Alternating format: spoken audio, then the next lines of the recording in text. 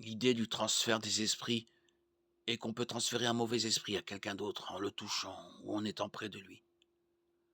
Ceux qui l'enseignent nous instruisent de ne pas nous associer à des amis ou à des membres de notre famille qui pourraient nous transférer de tels esprits. L'idée du transfert d'esprit par le toucher, la proximité ou par n'importe quelle autre méthode n'a pas de fondement biblique.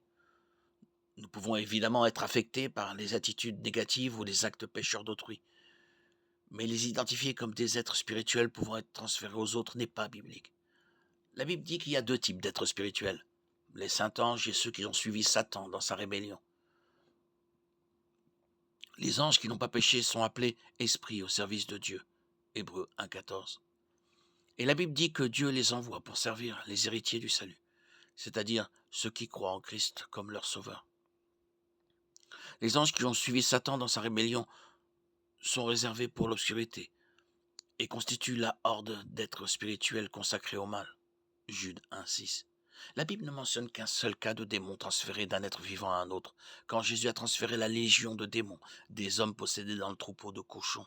Matthieu 8, 28, 34. Jésus n'a cependant pas reproduit ce miracle, ni parlé à ses disciples, ni à nous du transfert des esprits. Il n'y a aucune raison pour un croyant en Christ, né de nouveau, de craindre Satan ou ses anges déchus. Si nous lui résistons, il fuira loin de nous. Soumettez-vous donc à Dieu, mais résistez au diable et il fuira loin de vous.